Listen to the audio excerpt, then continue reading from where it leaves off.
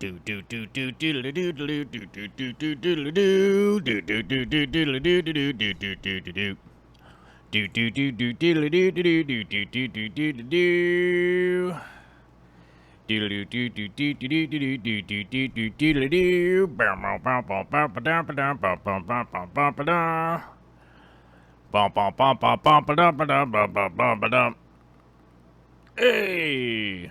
internet. I was gonna be making some sounds and doing some stuff, and welcome back to the show. Let me see if I can't figure out what's going on, but basically put XSplit crashed and threw away all of my settings. They're just deleted. So all of the show settings and overlays and all that stuff are gone now because I restarted the computer. Why is that? I can't tell you. I can't tell you why that's the deal. But, yeah. So, happy Wednesday, everybody out there. How's everybody doing? I hope everybody's having a fantastic day out there. And everything's going well. I don't know. Some people say there's no audio. Some people say there is audio. So I don't know. Some people are saying you can hear. Some people saying you can't. I don't know. Turn your speakers up like super loud, I guess. I don't know. Maybe that's the problem. So I quickly tried to... I just quickly went to reboot the system, and then apparently XSplit threw everything away. So now we have no Patreon or any of that kind of stuff in the corner. So I guess we're going old school today with the camera settings set to, I'm not sure. I'm not 100% sure what this is set to, but hopefully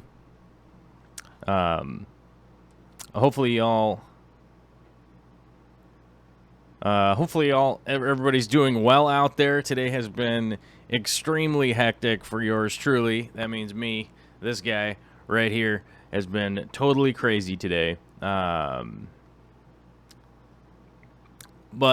yeah, I'll just add this into the craziness of the day today.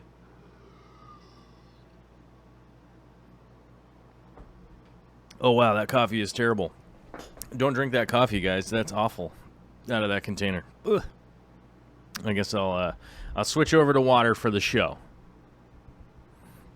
Jeff Rose is saying, for the record, Nisi was first in the chat today on the first stream. That works out. Nisi of the North, first to the chat, I guess. I had everything loaded, everything ready to go, and then, of course, when I get back here, it's time to do the show, and then it doesn't load, and then it doesn't work, and then, boy howdy, it just really, like, it just craps the bed when, it seems like I've got everything lined up in place, and then it's just, like, disaster time hits. I guess that's what's happening. So, little bit of background here of why I've been running around all crazy. I had to take the dogs to the nail trimming groomers, and they gave them a bath and stuff like that. But total chaos to get out there, and the dog, Biddy, is over here. She is just flopped out straight on the ground from the excitement, I guess, of having been at the groomers, which I'll admit, I guess, was just super exciting. So I guess the dog's kind of a little worn out, and that's not bad. I guess it was sort of like taking him for a walk, right? But we had some good times with the groomers and stuff. They lost the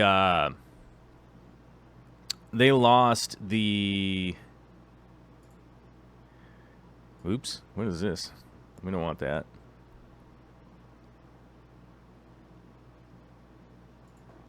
What?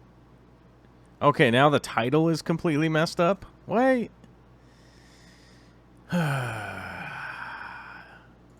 Well, either way, I'll have to fix that after the fact. Hold on.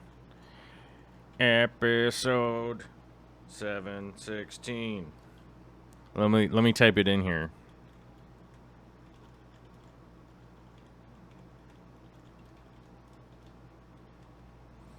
In a trip, Aquascape. There we go. I guess we'll just leave it like that. I don't know. Now the title's all screwed up. I guess there's probably like two things going on here. Yeah, but we took the dogs to the groomer, and then of course they lost all their rabies shot information. So then it was like, oh, I've got to call this vet's office, that vet's office, see what's going on. There's just quite a bit of craziness with just trying to go to take the dogs to get their nails trimmed and stuff. We don't like to do it. It's just too stressful. We're just not, I don't know. I don't want to cut their, what do you call that? The quick. I don't want to end up cutting the quick. I've done that before, and man, I didn't feel good about it. So we had to do that, and then, of course, there's a traffic jam, and then they were like, oh, they're not going to be ready till 4 o'clock, and I'm like, that's no good, because I had 11 a.m. appointment.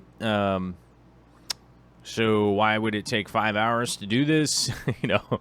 So then, of course, they called me last minute and to let me know that, oh yeah, they'll be ready at 2:15. So I like hop in my truck, drive right over there. Of course, there's a traffic jam, so I can't get there. Run in there, then I got to run to another place to pay them, which is just chaos. Whatever. Either way, got it done. Got back here, and then XSplit just completely just broke or whatever. I don't know. So I'll have to do a whole bunch more reprogramming and stuff for Friday's show.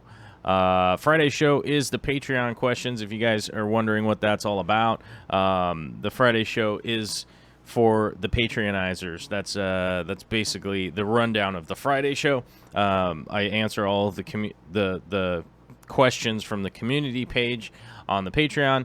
If you're wondering what the Patreon is, I normally can point to it, but I don't have that now because XSplit broke. So maybe somebody will post it in the chat. That's basically how we crowdsource being able to do the show. Come on here and go out in the field and shoot videos and stuff. Yesterday was pretty crazy, and just to give you guys a little tidbit, a little snippet to be on the inside, you know what I'm saying? Like, you guys are all on the inside because you're here for the live show. Yesterday, worked all morning, loaded up about 2:30 in the afternoon, grabbed Jimmy, and we went up to do a fish room tour. So we're going to hopefully I'll have that edited for you guys either this weekend, at some point in time. I'm not going to say like exactly when things come out because I hate letting people down if it doesn't work out. But we ran out and did that fish room tour, which was pretty fun. And it was, I think, a pretty good video. Then I worked until 9 o'clock last night and then had to drive home. So it's been pretty hectic. I'm a little bit tired today, and my neck has some kind of like, I am not sure what's going on with my neck, but it's uncomfortable to say the least. You know, but otherwise everything's super awesome. So we're just gonna, I guess, just have a regular old weird Wednesday show here. I did manage to reload the video portion, and you know what, it's 3:28. So I tell you what we're gonna do. I'm just basically gonna go straight into the video portion because we're so far behind schedule today because this is all screwy. Oh, I don't even have the pop-out chat now. Okay, let me put this chat over here. Let me say hi to a couple people in the chat while we get ready for the video. Jad Orzi's here. Bob Kaler's Fish Hobby. What's up, Bob? Good to see you. Miss Lininator. I like that. That's awesome.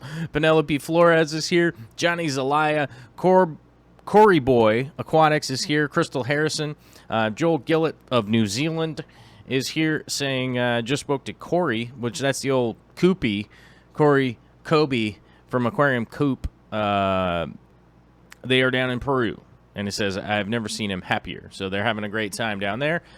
Things going well in Peru. Glad to hear it. All good. I tried to get a special guest for an extra Thursday, extra special Thursday Real Fish Talk.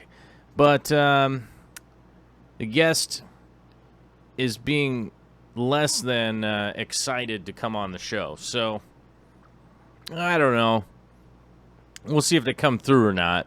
If they come through, then we'll definitely do it. If not, tomorrow I'll just upload a normal old video for you guys instead of trying to do the Real Fish Talk thing. But if you haven't checked out the Real Fish Talk, we uploaded a short video yesterday for while Corey was out of town, which I think was a pretty good video. I think it was pretty good. 2 top 5s in one. Whoa, I think it's pretty good. James Wells is here. Wasting Time is here. Steve Shrimpery, and more is here. I see Master Beta. I see Nisi of the North. I see Crystal Harrison. I see Licks Nibbles. I see Philip M. Dango Boycon.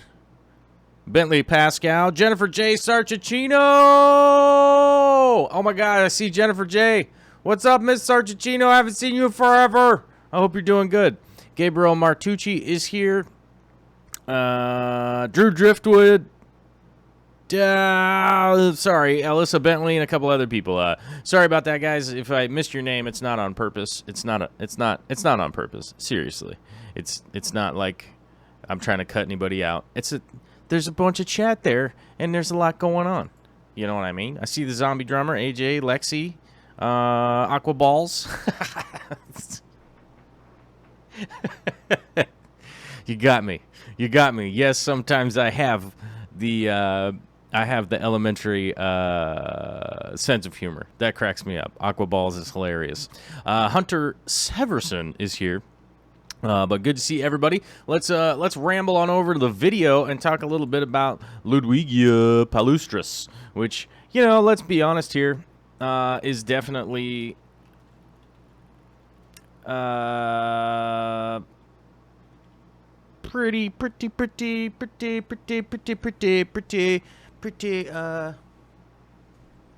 high on my list. You know what I mean? It's pretty high on my list of pretty darn amazing plants. If you guys want to Google up an image of it, it looks like the thumbnail that I uploaded. Oh, wait a minute. Why did I get Palustris in my head? What is going on here? Because I just looked at my notes. Yeah. No, that's right. Okay. As you guys know, Ludwigia comes in so many forms. It really is. It just has a ton of varietals out there. Now, I'm looking at my notes, and I'm saying, like, on my notes, I got Palustris and Senegalensis, and I'm wondering if I actually mixed one up. And I may have. Senegalensis in my computer. No. Palustris is what we got here. Good. Yes. That's a little sweat off my brow, you guys. Why am I all greasy looking today? I don't know. That's such oil production because it's so hot out, you guys. You got to think about getting some Neutrogena or something and get all your skin clean and stuff,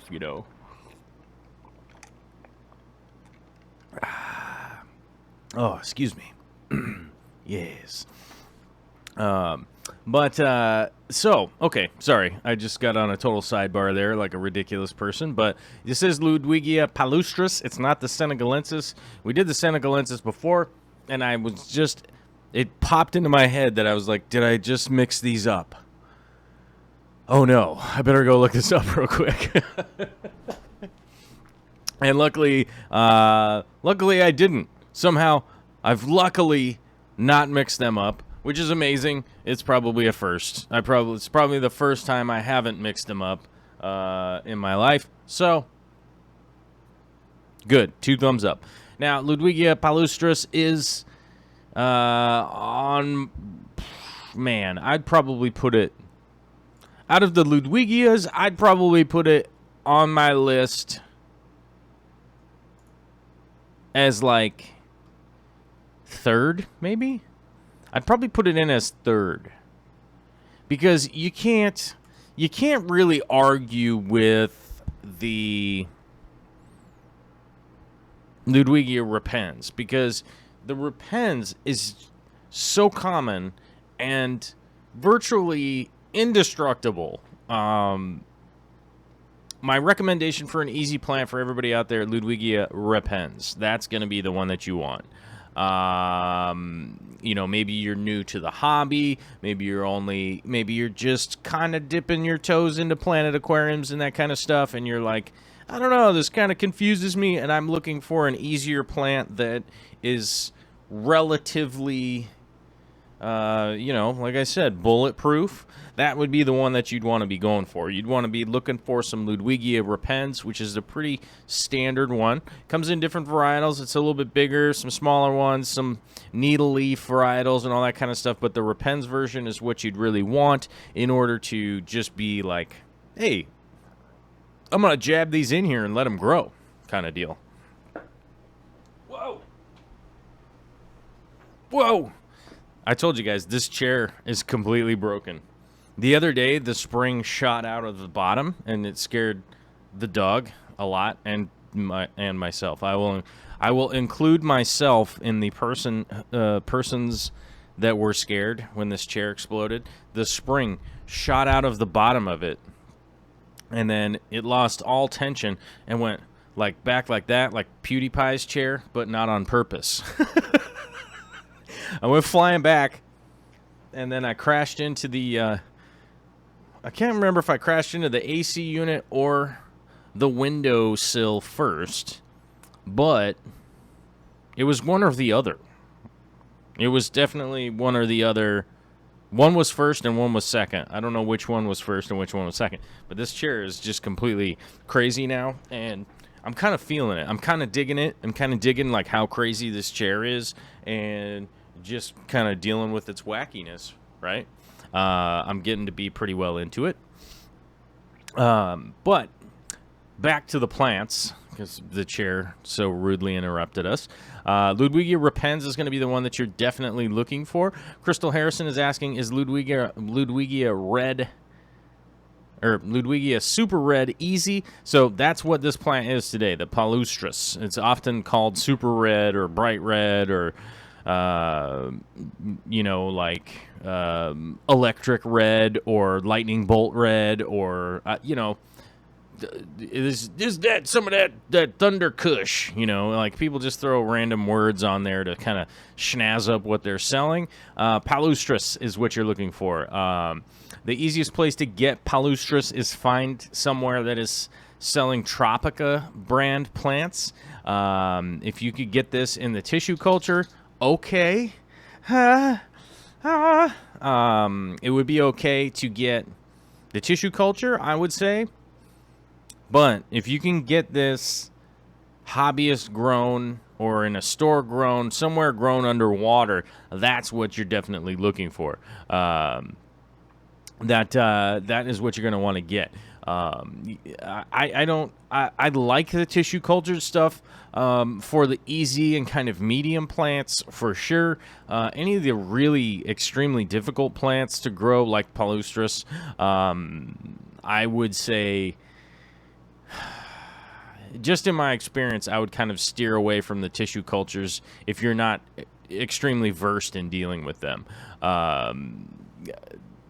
That would be my advice. I don't know if it's good advice or bad advice. I've had a lot of terrible experiences with trying to grow very difficult plants from the tissue cultures. And maybe I'm the aberration. Maybe I'm the one that's really screwing it up. It could be possible. But as a piece of advice I would normally give to people is like, try to find this hobbyist grown near you, because a lot of the work is already going to be done ahead of time. Basically, all the conversion, getting it adapted to kind of your water and your area and all that kind of stuff, somebody's going to already have handled that. And if there's no one around you that does anything like this, okay, you're the pioneer. Now it's going to be your job. If you don't live anywhere near, like Bentley Pascal has a bunch of it. We did we did a portion of his fish room tour last week or the week before. I can't really remember. I'll be heading back over there to show you guys some more of his stuff in probably, a couple 3 weeks, something like that. I'll show you guys some more of his amazing fish projects and plants projects that he's got going on out there. That will be coming up pretty soon. Trying to catch up with the chat, trying to read the chat and talk at the same time and control the show. That's something that I mentioned the other day to somebody. I was like, I do have to remind you guys that I do hang on my awesome moderators quite a bit, because it's not the easiest thing to be changing the scenes around, making sure that the audio is working, making sure that the coloring is correct, read all of the chat, figure out what's going on, check in with super chats. We've got a super chat hanging now. Oh my god, there's a lot going on, you guys. I'm so stressed out. Did you sense the sarcasm? I mean, it's not the easiest thing in the world to do, yes, but I wouldn't say. Now that I'm on the show is when I'm not stressed out. I'm always stressed out, getting ready for the show, getting video made, and getting all the projects and stuff, and figuring out what I'm doing. Okay, so anyhow, Palustris, there it is. And Dango Boycon is asking, how do you grow Ludwigia Palustris Deep Red? That's what we're going to be going over. That's going to be the video, bro. I mean, feel free to super chat. I'm completely broke, so I'm not going to lie to you guys. I'm not turning away any super chats today. I've noticed a lot of desperation in YouTubers out there, because this time of year, I want people to know that this time of year, the analytics, so basically how much money you make on YouTube goes way, way, way, way, way, way down. It goes all the way down into the basement. It's crazy. So I've noticed a lot of desperate YouTube tactics of are you going to jump a motorcycle over your house, Evel Knievel style? Or, I'm not saying specifically, right? But I've seen a lot of that recently. So that's the reason I say oh man, I got to turn away super chats. Well, we got one. $12.50. Oh my god, I'm gonna be able to get some Mr. Browns. I'm gonna go get some Mr. Browns from the Zombie Drummer, saying tons of Ludwigia Palustris growing immersed at the spot where I hike my dogs. Wondering what the best way to go about collecting and adding acclimating to a tank would be. And stay weird. Oh man, where do you walk your dogs? That's where I want to walk my dogs. That'd be awesome. But collecting in the wild, first and foremost, always check if it's legal in your area. Always check to see if it's legal for you to harvest plants where you're at. I'm not saying you could get into big trouble or anything like that, but you can. It is a possibility that you could be getting something that you're not supposed to be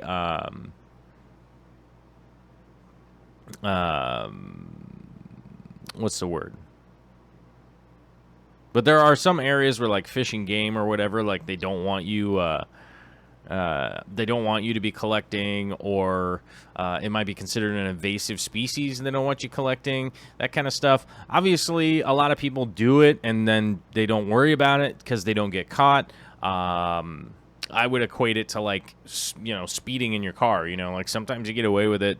That doesn't make it legal, but I would check in your area just to make sure it's cool. And if it's not cool, they often will give you a website that you can contact, like the Fish and Game, or whatever warden or whoever is in charge of the area. You can contact them and go oh hey, I'm looking for a sample. This is what I'm going to use it for. Can I collect something? And more often than not, they'll give you permission. A good example near here, there is a fish that myself, Jimmy, Corey, Bob, bearded fish keeper. I don't know. I'm forgetting people. Bentley, you know, like everybody in Western Washington wants to go collect this fish, right? That is an endangered fish. It's near here. We could go to the hike. We could hike up there. We could go there and collect some of these fish, so that we could bring some of them home and hopefully start breeding them and start a breeding program. I've been emailing people to find out if at some point in time if we could legally do that, because right now it would be illegal if we did it, and it could be that could be a huge that could be even jail time, considering, you know, like where it's at. It's on Native American land, so it's not only is it protected by federally, but it's also protected by the native corporations and stuff like that. So that's why I say, like, always check into whether or not it's cool to collect where you're at, either fish or plants or any of that kind of stuff. The last thing you want is something incurring negatively by something that you really want to do. You know, and what admittedly would be for a good reason. You know what I mean? Because it's like, it would be hard to say that, like, oh, I'm trying to get some of these plants for the hobby, and be like, oh, you're bad. You know, you're a bad person. It's like, no, I think you're trying to do a good thing. But, you know, so always check for that, and then go into, so adding them to the tank and acclimating to the tank. Okay, so this is fairly easy and fairly straightforward. You want to use some tank water that's the right temperature first and foremost. You want to add some peroxide to it and do a peroxide dip, because when you collect stuff out in the wild, you just really don't know what kind of weird bacteria, fungus, critters, any of that kind of stuff that are on there. It is a bit of a pain. I get it. I understand. It's going to nuke the plant a little bit, but it just has to be done. You know, if you're bringing something in from the wild, you just don't know what was out there. You just don't know what was going on. If there was a raccoon pooping right on top of it, you know what I mean? That's just an example, right? You just want to make sure that you're cleaning them pretty good. Oftentimes, I'll make a Melifix, Pimafix dip. That's pretty readily available to almost everybody around. Make a dip, dunk those in there, just to do a concentrated version, and leave them in there for, like, you know, 8 to 10 minutes, something like that, just to make sure that you get anything off. Then fully rinse the plants in tank water again outside of the tank, which 2 5-gallon buckets are more than adequate to pull this off. It's not super complicated. It's basically like put water in there, put the plants in there with the chemicals, leave them in there for 8 to 10 minutes, then put them over here for like 2 minutes, shake them off, then go ahead and plant them. Now, the easier thing, and one thing that I would remind people to do, that if you do get new plants in, you guys will notice that one of the biggest things that I do is to maintain patience with new plants. I've seen some. Recently, I saw a bit of a video where somebody was talking about not moving around new plants or anything like that. And I think they sort of failed to leave out the most important piece of advice. If you do get new plants in, you want to completely adapt them to the water before you even plant them. As you guys can see, at the beginning of the video, I still have some plants that are weighted down and just kind of floating in the display area of my tank to allow them to send down roots, to allow them to adapt to the water. You can see how kind of on the Palustris here, in the middle area, you can see how there's some washed out leaves and stuff like that. That's part of the adaptation process. Those middle leaves they lived in an environment that's completely different than what they're at right now. So part of the adaptation process is to allow it to keep growing, send out some roots, send out some sprouts. It's going to send out some sprouts. My tank isn't heavily dosed with iron at this point, though it's not going to be ultimately it's not going to ultimately be. I'm not going to be dosing with a ton of iron in this tank. And now one of the reasons for that is that most of my the water that comes from my tap here, where I do my water changes from, come from the it comes from the mountains, okay? So a lot of it starts out as snowfall up in the mountains, sits up there, stays frozen until the springtime, and then it melts, and then it rushes down the mountain. It runs past all this glacial till, tons of basalt and heavy stones and things like that, which are typically renowned for having veins of iron in them in the area where I live. So our tap water here, even though it does come with a low amount of TDS, it is very clean. It's pretty much like drinking bottled water out of the tap. It does, one of the main things that it has in it is some iron. So I just have to pretty much stick with my water changes and see how well it works out with this Palustris. Now, the plant won't die. It'll continue to grow as long as I maintain a healthy environment for it to be growing in, which is pretty easy to do because I've got the Fluval LED lights on here. I've got a real nice mix of substrate that is essentially the Fluval Stratum, the ADA Aqua Soil, and some fluorite black sand. So I've got pretty good substrate here that's going to work out pretty well and be able to pull that iron content from the water column and then bring it down and allow the root feeding plants here to pick it up and keep it red. But we'll see how it grows. If it starts to be growing really green and not doing a lot, then I'll start to dose some iron if I need to. But otherwise, if I don't need to, there's really no reason for me to be adding a ton of iron to the tank. Now, the Alternanthera renekii that's over there on the left-hand side of the screen over here, you can see is growing really nice and red, so we're getting enough light and enough iron already to grow those.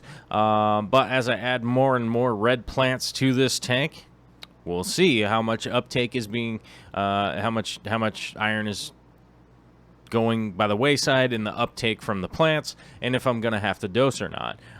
The one place I'm going to stop, my quick stop one shop, is just going to be I'm going to spin by the old aquarium co-op and get a bottle of that easy iron if I need it. That's basically what I'm going to do.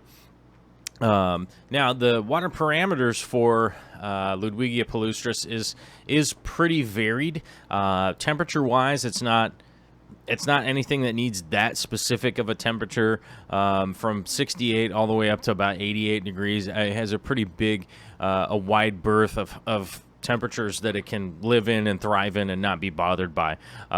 Too cold is always going to be a problem. Too hot is always going to be a problem. But if your tank is over 100 degrees, you got to figure something out other than what you're doing. You're going to need to go ahead and bring that temperature down if that's what's going on. I would certainly figure that out.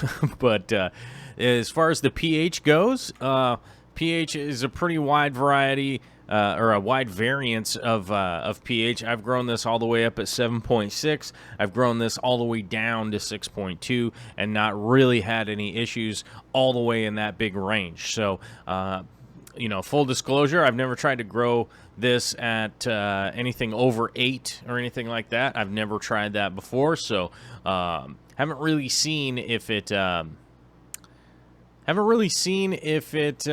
really affected by crazy high pH. I've never tried that one out. So Alyssa Bentley says, if my water smells like plastic/chlorine for the first minute when I start running it, do you think my critters will develop issues down the road? Always use dechlorinator if you are on municipal water, because there can be chlorine or chloramines in your water. I use Seachem Safe, which is a powdered form. It lasts a really long time. I highly recommend getting a bottle of Seachem Safe if you can. Let me see if I have a link to it. Let me check in here. Let me check in with the silly Amazon. Seachem Safe. And here's another one of those reasons that, like, oh yeah, here's the gangster one is on sale. Oh my god. You guys, the super gangster Seachem Safe is on sale. Check that out. I forget how many gallons of water this one does. Let me see if we can't read the back. So this one's 2.2 pounds. How much does it do? Let me see here. We're gonna scroll down a little bit. Well, I guess we're gonna have to figure it out.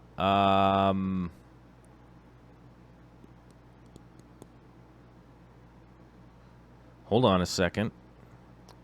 So, all right. Well, let me see. 100,000 gallons, I think, because the 250 gram one does 200,000 gallons. So maybe 800,000 gallons or something like that. It's pretty buck wild. It's pretty buck wild how well CChem Safe actually works. You know, Gillett says it doesn't ship to New Zealand. All right. Well, I'm sorry. I don't know why that is. Maybe all New Zealanders, maybe all the Kiwis don't. Maybe the Kiwis require chlorine in their water or something. Maybe that's what's going on. What's going on with my phone here? It's freaking out. Oh, here we go. What does it say? Oh, I shared an older video today on the community page. I don't know if anybody checked that out or not, but I know it wasn't fish related. I'm sorry. Let me check out with some of the super chats here. We got Dango Bicon. It says, how do you grow Ludwigia Palustris deep red? Okay, hopefully I'm answering that one as we speak. Rumbust with the SEK Swedish Crones super chat with no question on it. Well, thank you, Rumbust. Thank you very much, Dango. I love that name. It's so wild.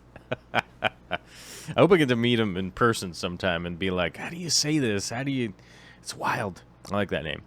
Miss Lininator. I like that name, too. I said that earlier, though. With the $1.99 super chat saying $5. All right. I like it. One Asterix Aquaria going buck wild with the $20 super chat. It's bright orange. Saying, overdue tip jar. Summer schedule is a lot of crazy for us Coast Guard types. Oh my gosh, if you're in the Coast Guard, it's bananas right now. You got to be working overtime. You got to be working double time, triple time. People falling off their boats. People doing all sorts of crazy summer stuff. Trying to figure out how to wakeboard and karate chopping somebody on accident. Yeah, you guys got to be crazy busy. Says, glad I have time to catch a live stream. That being said, probably no more super chats. I'm going to up my Patreon instead so your video fund grows. Whoa. That's a double whammy. One Asterix Aquaria. That is awesome. It's, you know, honestly, it's like one of those things. I think people are always kind of confused at how the Patreon works or whatnot. You can always up how much you want a Patreon. You can always lower it however much you want a Patreon. That is the cool thing about it. It's a once-a-month charge. We pool all of our money together and try to do as many projects and videos and stuff as we can. And as you guys know, I'm a full disclosure kind of person. I just always just let you guys know, like, what's up. Yes, we are short of our goal, but I am doing my best to work before the show and after the show and late nights and early mornings or whatever I can do to keep funding this thing going. I got a baby on the way, so I am really concerned. I'm really concerned on the financial end. To just be straight up and honest, it's stressing me out. It's okay, because I'm not normally somebody who gets really insanely stressed out. I'm pretty chill. When you come down to it, I'm pretty patient and mellow, but it is kind of stressing me out. I do have to admit that. I have to fully admit that, yes, we got a baby. There's going to be another person to feed, another person to take care of, who's going to need care all the time, forever, probably. You know. So, yes, that is a little bit stressing me out, but I'm doing everything I can. I'm taking every job that I can and all the stuff that I can do and just trying to shoehorn it all in there. It's going well. It's going very well. Miss Lininator says I have a 10-gallon Dinerla shrimp tank with red crystal shrimp, I'm hoping, right? Red crystal shrimp, maybe red cherry shrimp. Who knows? Brand new to the shrimps, loving it. I don't think you could pick a better company out there personally if you're getting into the shrimp game. I would say Dinerla is the one. I hope to be doing some Dinerla tanks at some point. I don't know. We'll see. As you guys know, I just recently did a video with Chris Lukup, who is the Shrimp King. He's the photographer, developer of the shrimp food. He's the guy that brought a lot of freshwater shrimp to the hobby personally. So I'm hoping to do some projects with them fairly soon. We shall see. We shall see. And we'll see how that works out. I hope to be able to be bringing a ton of stuff to your guys, you know, to be able to check stuff out and help you know, teach you guys some stuff, show you guys where things come from.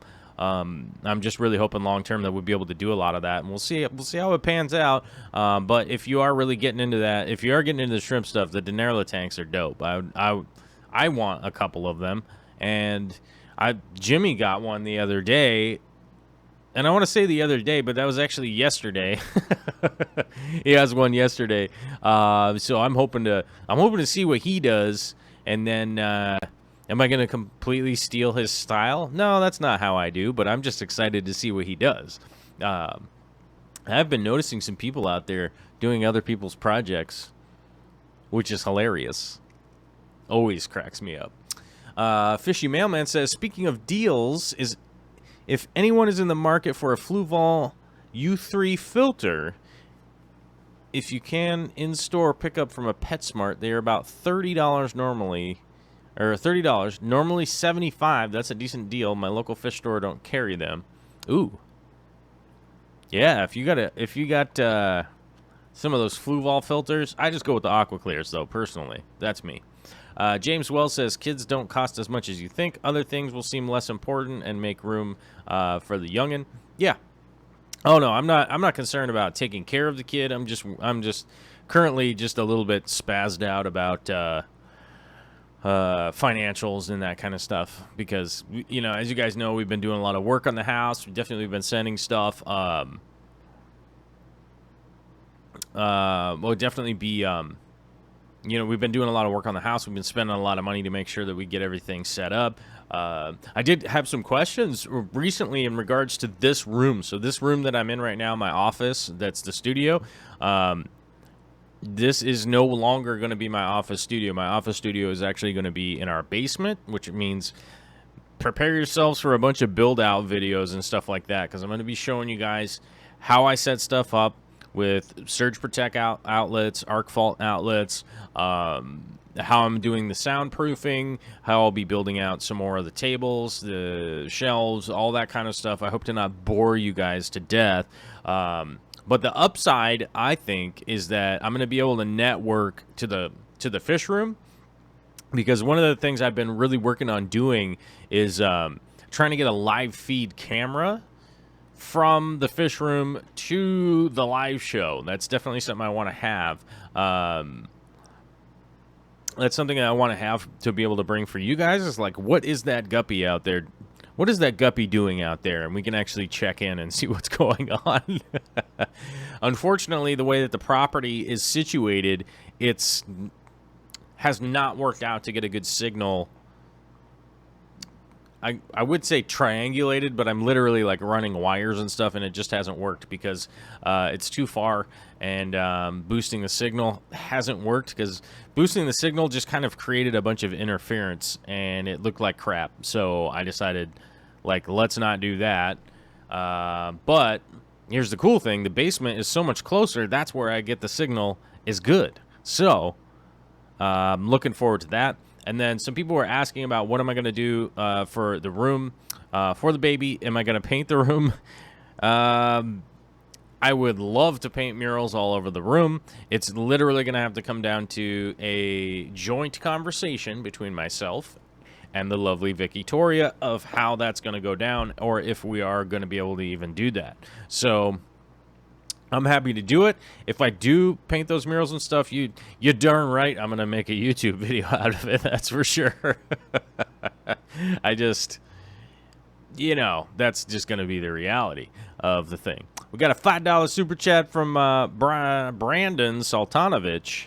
Well, thanks, my guy. Mr. Sunmaid with the $3.14. Well, that's the pie. That's the pie super chat. Oh, throwing down some pie. Ah, crafty. Crafty pie action. I know what you're talking about. Savannah says, we have all of our network cables running under the house in the crawl space, and we have drilled up through the floors exactly the size of each cable. Yes, I have a bunch of that going on. You know, as you guys know, I rewired the whole house here. We got that done. My back hurts from doing it, but it's just the way the things go. And that's just kind of the reality of the things that are going on. Now, Ludwigia, let's get back to the Ludwigia, guys. So let's not get too sidetracked with where I'm moving the office to, because that's kind of boring, right? Like, I hate it when I watch somebody's video and they're just talking about things that they're going to do at some point in time, and I just realized that I was doing that myself. So let's get out of there. Let's get out of that topic, and let's go back to our lovely, lovely Ludwigia. Somebody was asking, is this a shrimp tank? Yeah, this is a shrimp tank.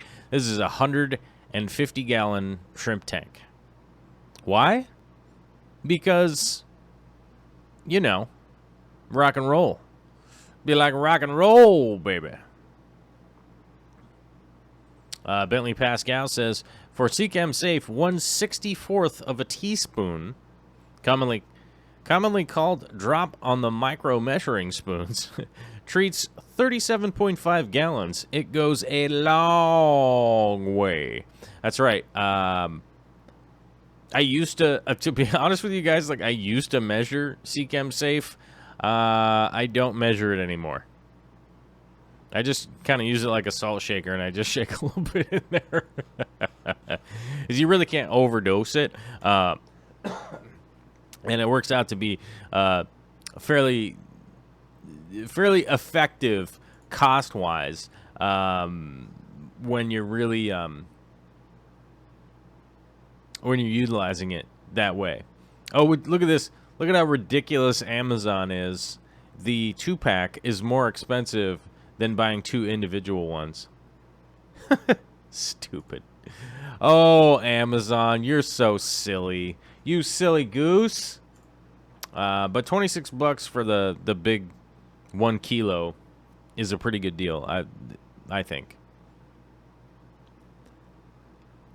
Oh, let's see here. What do we have? Oh, something else I wanted to mention to you guys. I guess we'll talk about that a little bit later, because it's kind of dumb to talk about during the plant part, because I want to talk about the plants. But the Ludwigia is pretty easy to handle, pretty easy to deal with. Once you have it planted and it starts growing, it'll start sending off side shoots. It'll start doing all that fun stuff. How to trim and replant. Okay. You're going to treat this just like all the other Ludwigia varietals, and that is, once it starts out sending out aerial roots, which are those little roots that are growing, just kind of sticking out all weird up here, high up from the substrate. When that starts happening, it's time to start trimming and replanting. I trim, generally speaking, about 6 inches from the top of the plant. Trim that right off, right above one of the little split nodes. So when the leaves come out, you'll see a little tiny nubbin down from where the leaf starts to grow out. You'll see a tiny little nubbin in between that and the stem. That's the node that you're looking for. I normally trim right above that or right below that, depending on how fancy you're feeling. Typically, I trim above. Now, the reason for that is that piece where you trim, the little node right there, will generally send out some new shoots. Sometimes it doesn't work out that way. Not a big deal. So I wouldn't worry about it. But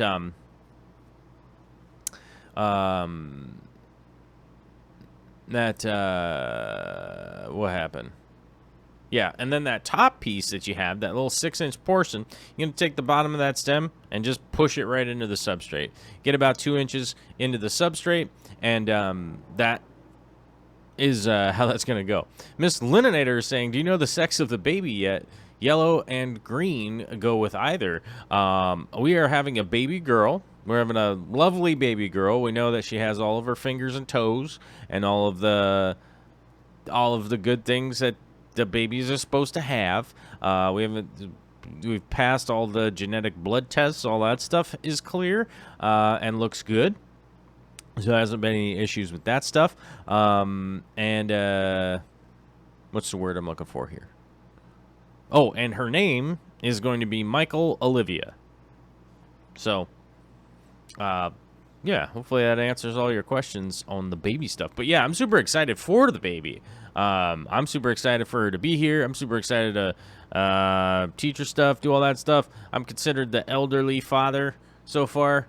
As far as the hospital goes, we're like geriatric first-time parents. Full disclosure, I'm 38 years old. So, yeah, but I'm about to be a first-time daddy in what the hospital considers a geriatric, which is hilarious and makes me laugh. Because I think I'm halfway. If the life expectancy is 76 years, I should be halfway, right? Isn't that how that goes? I think that's how that goes. Maths for everybody out there. Gillis says, I don't look a day over 40. You're darn right. I just look 10 days over 40, at least. What is the deal here? Not really sure what you guys are talking about. Try to catch up with the chat a little bit. I think I'll go Saturday. The pics look awesome. Where are you going? Where are you guys going? Johnny Zelaya says, that guy is going to lose their mind when you do a 150 gallon with one beta tank. You're darn right. I'm going to do it again. Let's see. Yeah, Steve is right. I did a 180 with one beta. I did a 180 gallon tank with one beta in it. It was all planted. I think there was some bristlenose plecos and a couple other things. And you know what? Somebody was asking earlier in the chat about what plecos are good with shrimp. My favorite plecos to go with shrimp are bristlenose. They are very complimentary to a shrimp tank. But basically, a quick Google search of any of the smaller plecos, any of the small L numbers that you could look through. Just want to make sure that the vegetarian kind. If they're the meat-eating kind, they probably will eat shrimplets. They're quite quick and adept at getting them. The meat-eating plecos are, as they're very, very patient. They are very, very, very, very patient fish. They can just chill and be still, and then shrimp can get really close to them, and they can just do this little quick move. And the meat-eating ones will most likely eat your shrimplets. So,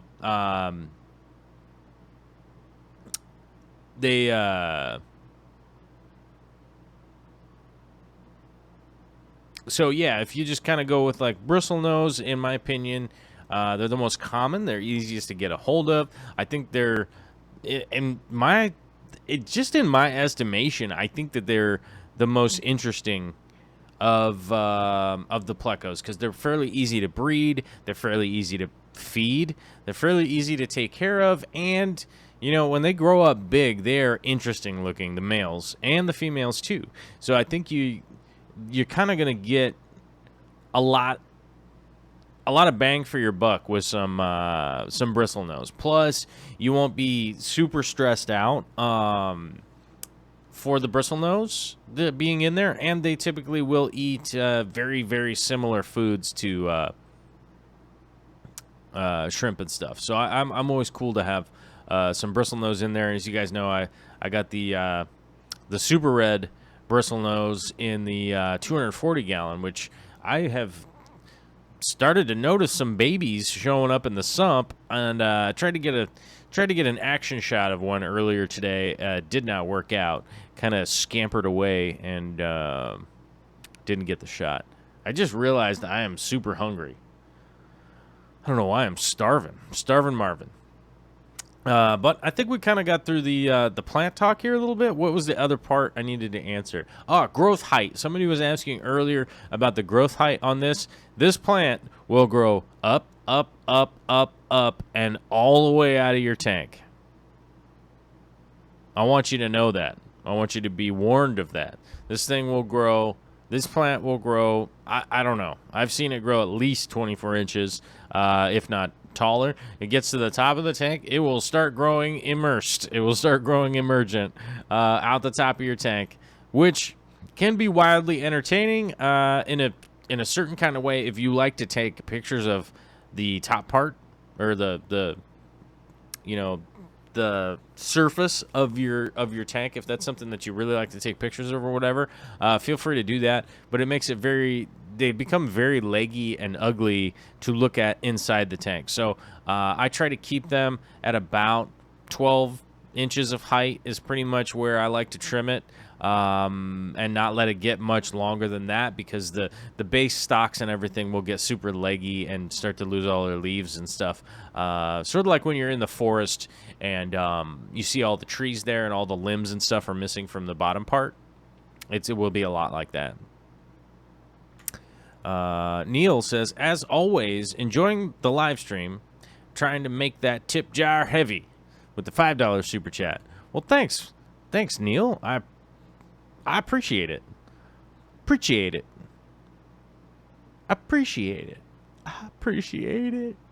All right. I guess we're gonna have to go back to click that one. Okay, let's do that. Why is it like? It looks like I'm not feeling well from, hold on a second, video input. Oh, we can't go up by one, can we? There. Now I don't look so sick. Okay, there we go. Colors were kind of washed out. It was looking a little bit weird. I don't know if I even really changed anything, but just make me extra shiny. Come on now. But this portion of the show is brought to you by camera stuff. Oh my gosh, he's going to talk about camera stuff, and we're all going to get super bored and whatnot. But as you guys know, this is my Canon 6D Mark II, which in my life, I have never owned a nicer, more awesome camera. As you guys know, it's a bit of a beefcake. It's kind of heavy. Oftentimes, when I'm out at conventions and things like that, people pick it up and they're like, "Oh my God, your camera is so heavy. I use my cell phone." And I'm like, "Cool." But I like to get good shots. I like to be able to change my lenses. I like to be able to take good audio. Blah, blah, blah-bitty, blah-bitty, blah, all the blah, blah, blah, blah, blah, blah, blah, blah, blah, blah. Okay. Let's stop talking specifically about my camera, because that's not what we're here to talk about today. As we look around my camera here, you guys will notice something. See this here? You see this deal? There's an extra part attached to my camera. This is called a small rig frame, right? Now, this is a small rig frame that attaches where the Arca plate down here attaches, and it allows you to be able to put all of the peripherals and things that need to go onto your camera. Also, it actually, as an added bonus, it does kind of protect the camera a little bit. I mean, you have this aluminum frame that goes around it, and but it also kind of makes it an all-in-one to be able to add clips and stuff for hanging off of the strap and all that stuff. The videographers out there know that a cage like this is very important for your camera, realistically, for long-term use. It's not a big deal if I'm just kind of vlogging around town or anything like that, but most of the shots that I do out there, this is going to be huge. And as you guys know, I got this camera probably 8 months ago. Maybe less than that. 6 months ago, right? But this is the camera that I use on a regular basis. Now, this cage was not available until 9 days ago. So It's been out for, this camera has been out for almost a year, and this cage was not available until July 9th, and then got pushed back to the 11th. So it was a week ago, and I had pre-ordered this from the company directly in China that makes it, the Small Rig company. You can actually just get on their website and pre-order stuff. One of the cool things about pre-ordering something like this, instead of it costing $199, which is what it normally costs, this thing costs $43. So, and I'm going to tell you guys something. I've been waiting a long time for this cage. And it has already come in handy in just the last couple of days that I've had it. I just wanted to let you guys know that was some of the patronizer money that I was able to actually get a cage for this and help keep it safe, keep it protected, and do things like add all the microphones and extra lights and stuff like that that I may or may not need out in the field. And I'm extremely grateful and excited for being able to get this and the super deal. Dango Bicon was asking how much was the investment in the camera. I've basically invested all the money in that camera that I possibly can. As Dan says, it was a gift from Corey at the Aquarium Co-op.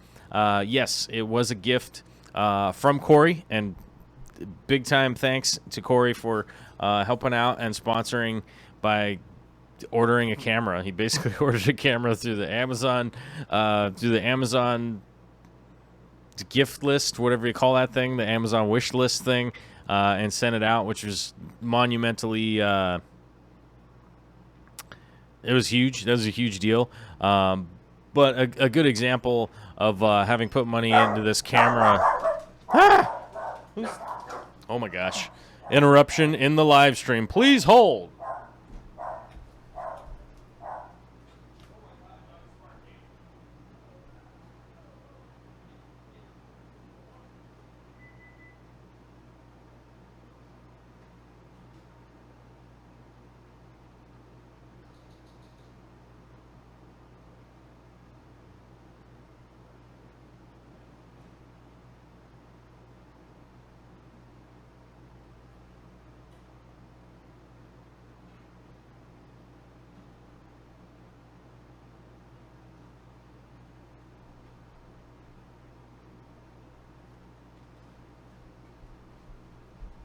Sorry about that, guys. Whew.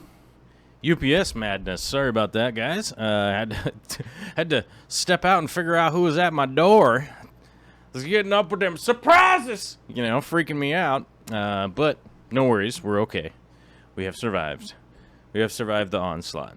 What were we talking about? We were actually talking about, so we were talking about the Canon 6D.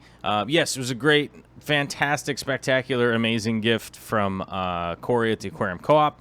But as we all know, just this lens right here is, buddy, is $1,000 lens. So Vicky and I picked that up, and then I have other lenses and stuff like that I carry around. It's not something that I like to publish out there or anything like that, but I think people could look them up and know how expensive they are. It's not really that difficult to realize that somebody walking around with a big camera probably has a bunch of money in their hand, which just keeps me on my toes. That's for sure when I'm in certain places shooting. Kind of freaks me out. But I do have my backup camera, which is my 80D, which, as you guys know, I pretty much mortgaged my soul for that camera.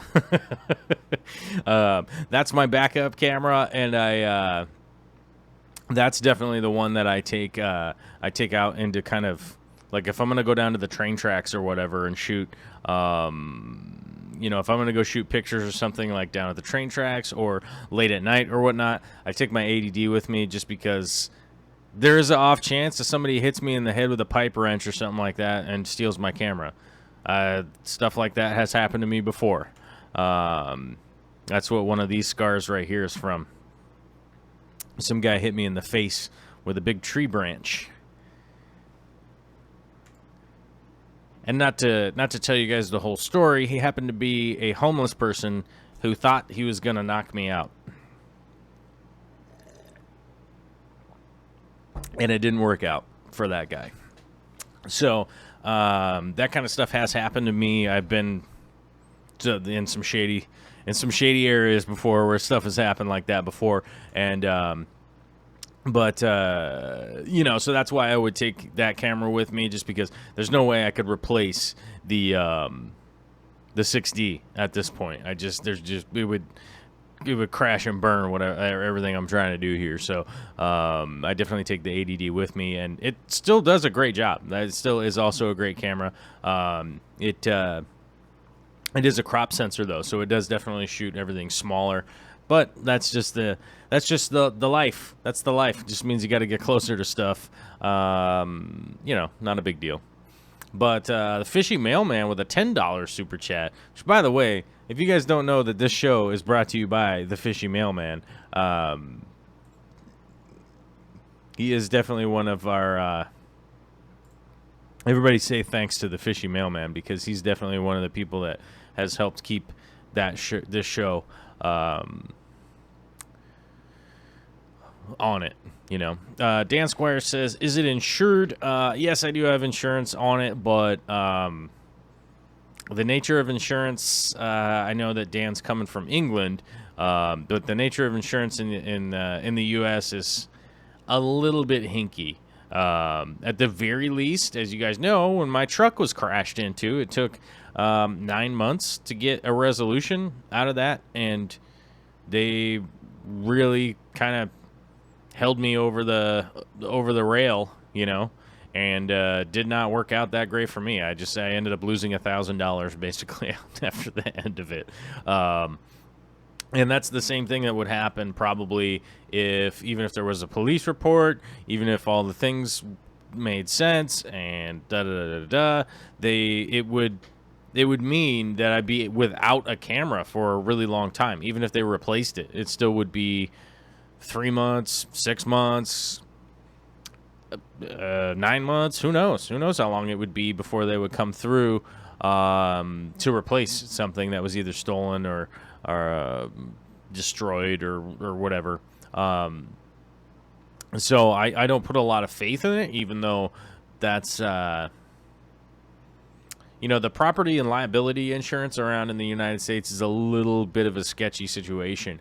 I do have a lot of faith in our health insurance that we specifically have, not all of them, but the one that we specifically have, I put some faith in those guys in our health insurance. But the property and liability insurance, I've been down the road a few times, and it just doesn't work out all that well, you know. So yeah, we got that. But and also here's the thing, like, even if I was, let's say I was without my camera for 2 months. Let's just say I'd be like, oh yeah, there's no show for like 2 months because I don't have a camera, guys. Sorry, you know, like that wouldn't work out either. I obviously could go back to shooting everything on my 80D, but I don't know. I mean, I would. That's probably what I would do. But then you guys would just hear me bitching about it all the time. Which doesn't make for a good show. It doesn't even make for a good show now. Like 30 people left that I start talking about camera stuff. But either way, oh yeah, hit the like button and the subscribe button, you guys. Oh my gosh, we got to subscribe and like and all that stuff. But one thing I did want to check in on. Whoops, I got some in my eye. What is that? Is it dust? I don't know. Look how screwed up my fingers are. I've been working a lot to try and... honestly, you guys, I've been working a lot to try and bank some fundage for an otherwise really cool project that I don't want to spoil. I just can't spoil it. I just can't spoil this project. But I'm really, really, really excited for a project, and I really want to tell you guys about it, but I can't do it yet because I can't I can't spoiler alert my own awesome surprises. You know what I mean? I can't do that. So,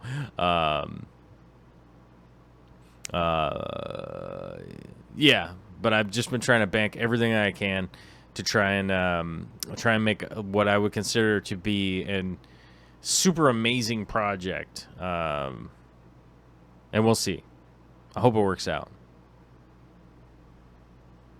Fishing Mailman says, I didn't even like yet. I should do that. He super chatted $10, but he forgot to hit the like button. And Miss Lininator with a $5 super chat figured it out. Yes, she has an iPhone. It's the $4.99, and I am always terrible about giving people advice on how to do anything with an iPhone or an iPad or any of that stuff. You know, I got excited for the, you know, iPods and iPads and iMacs and all that stuff when it came out. And then I tried to use them, and they just got screwed up all the time. And you guys can see with my PC, I obviously have crazy problems all the time. So if it's even worse than this, I don't even know what to tell myself. But I do realistically, you know, Jimmy and I were having the conversation the other day that, like, what would we do if we had, you know, I don't know, if we'd put together a GoFundMe because we needed help to build a thing, and we got $100,000 out of it. What would we use, or what would we do? And I think realistically, we were talking about it, and it was like, okay, well, the first thing that we'd want to do is solidify our editing equipment. That's what we'd want to do. And it was like, well, with that budget, would we actually go with the big Macs? And I think we probably would, realistically. I think so. I think we probably would. But with the $4,000 to $6,000 price point on their computers that you can actually edit on, you know, I could build 4 PCs for that amount of money. So that's kind of like one of those big things. But with the iPhones and all that kind of stuff, I can't really help you guys because this guy uses Android, and but it sounds like you got it figured out, and I don't even know what I'm talking about now. I just got it completely sidetracked in weird conversations, cameras, and nonsense. Scottish Aquatic says, since you've seen my tags, I want some unique fish. What would you recommend? I have all these nanos. I need a proper fish stock. I don't know. I'm super terrible at the what should I stock questions. I would say research a biotope. Research a biotope and then add things from the biotope. So that's what I would do. And I'm not a huge... I'm big in collecting rare shrimp. I'm not huge on collecting super rare fish. That kind of be the reality. One Asterix Aquarius says, don't go Mac ever. I don't know. I guess it was just a hypothetical question that Jimmy and I were talking about. Like, if we did have a big budget to build a studio, like, what would we do? You know, and I think that's what we would do. I think that's what we would do if we had, like, a big, giant budget like that. I think we would get the big... impressive Macs and stuff like that, and build them in off of a soundboard and controllers and all that kind of stuff. I think that's probably what we would do. But as you guys know, everything around here, and also with Jimmy, we're both of us are on a shoestring budget. So we're just kind of kicking ass to do whatever we can with the equipment that we got and trying to do the best that we can. And I have to admit, like, Jimmy is doing so well with his edits and everything that he's got going on. It's just amazing to watch. It would just been amazing to be around him for the last year since he moved out here. It has been amazing to see what's going on with him. And I say that because I hung out with him yesterday, and I was just on my mind. It was just something that we were talking about. I figured I'd share it with you guys because it's not like a personal conversation we were having or anything. We're talking about what our studio look like. It'd be snazzy. We get some LED lights and that change color, the RGBs. You know what I mean? Oh my gosh, Charlie has showed up, and my weekend life. And my weekend life is my lady. If you don't know her, that is Victoria herself. She's saying that YouTube was freaking out, and she just showed up. Well, I don't know that it was YouTube because I was like late, and then we crashed the show, and then we crashed XSplit. That broke, and now there's no overlays anymore. Even though the loading screen was working again, now the loading screen is gone, and I'm not even sure where the loading video went. So I'm probably gonna have to make another loading video again. Which, yes, is extremely stupid, but that's the life sometimes, you know? That's some of the things that we have to work with. Vexing Cat says, the closest I have ever had to a Mac was an Amiga. Ooh. I love Amigas, man. I love those Amiga 500s and stuff. My cousin Josh, who is the same age as me, he, to this day, literally rebuilds Amigas. He takes the old Amigas, he even restores the plastic because it gets like weird and dark brown or whatever after however long it is. It gets all weird and dark brown, and he even restores the plastic. Let's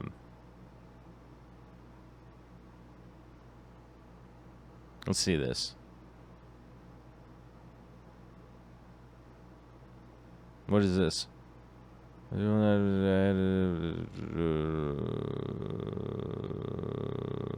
Oh. Sorry, somebody's messaging me. They're messaging me about some closed captioning. Pretty good stuff.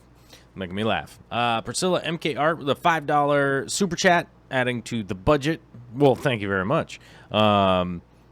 It's one of those things that, like, we don't have a lot of a budget to build the studio here, but because I'm going to be building the studio here, I've been thinking about it a lot. So I think that's where it came up, and why we were talking about that. But the best Amiga game, I don't really know. My favorite old game is Jumpman. Jumpman is my favorite old game. I even went back and played it, like, not that long ago, like maybe 5 years ago. I went back and played. Alyssa says, my boyfriend works on a Mac but only uses Android phones, while I need my iPhone but refuse to get a Mac computer. Yeah, I don't think I would be able to give up my Android phone. And I think I would still use my PCs for all the other stuff that I do, but I just don't know. I just don't know. But I probably at some point in time will get excited and feel like I need to start building a new PC at some point. But luckily I do have the backup streaming computer here that I built a while ago. And I'm going to be able to set that up permanently as the streaming computer and not do anything but that. So hopefully it'll be able to save the settings forever and not have XSplit crash and all that kind of stuff. So we'll see. You know, we'll see how it goes long term. Hopefully that thing will hold up and will work out. Man, I'm starting to get super duper hungry, you guys, and it's 4:40. So I'll say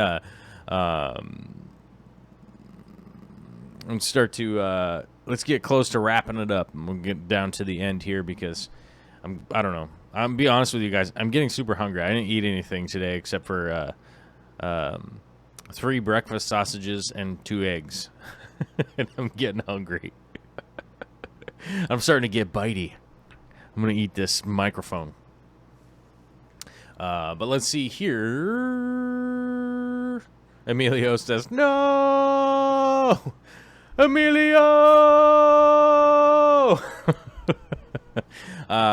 Worst case scenario, I know, but we've passed the 800 mark in the videos. There's got to be something that maybe you could go back and watch, but I don't know. It's not. There's a lot of it that's not all that great. But I do want to give a shout out to our brand new Patreonizers. Let's see here. Jacob is brand new. Tyson Dreha coming in brand new to the Patreon. Kyra Wittenauer up in the ante. Well, thank you, Kyra. I appreciate it. And Tyson and Jacob. And Daniel, the D. Thomas CG, up in the ante all the way to the $11 club. Duder, thank you very much. And Tyson, thank you very much. And Kyra and Jacob. And I'm going to throw in Fishbait, Ian Van Natter, Philip M., and don't forget Salvatore Poliandro III, going all the way from $1 up to $20. Dope. Thanks, guys. Very much appreciate it. As you guys know, I can't give you guys the spoiler alert of the project that I'm working on, but we shall see. The greasy wheel gets the grease. Wait. Greasy wheel gets the greasy grease? Is that how that goes? I think that's how that goes. I think it sounds right. Dying Dragon says the 3D puzzle game Globulus was awesome on the Amiga 500. I don't know that I ever played Globulus, but that's awesome. Charlie says, I bought 6 blue-eyed albino plecos on Aquabid, kinda on impulse. Ooh, not a bad idea. That's not a bad impulse to have, to be honest with you.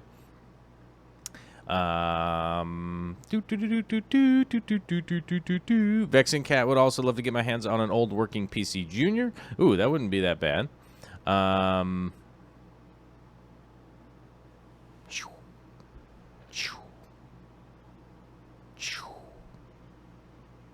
I'm very intrigued by this secret project also.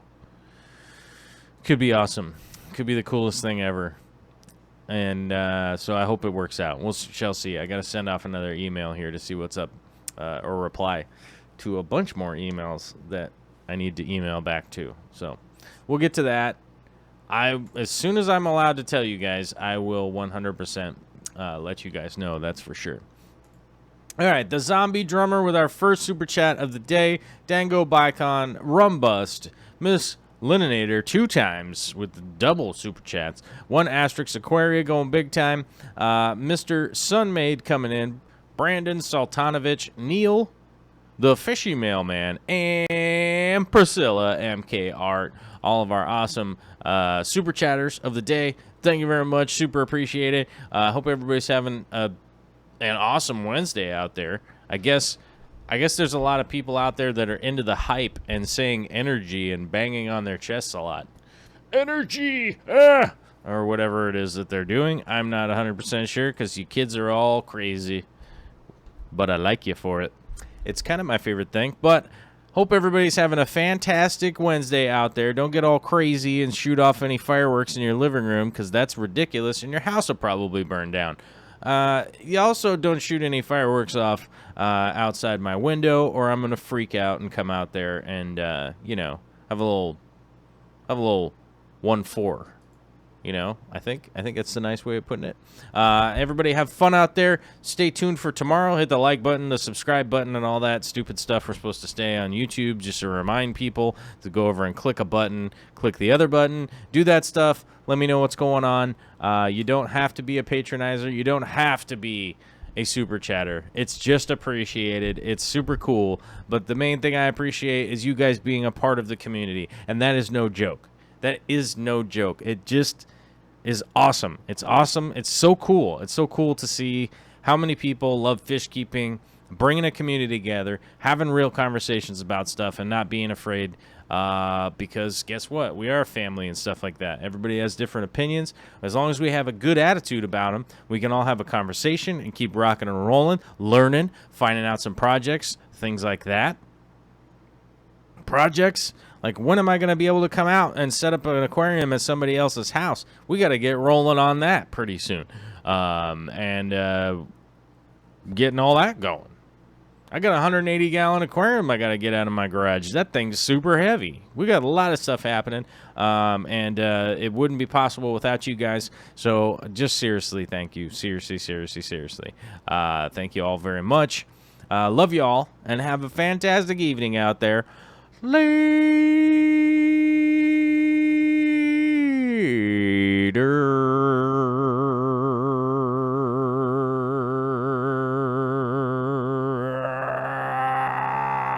Where's that button, CJ?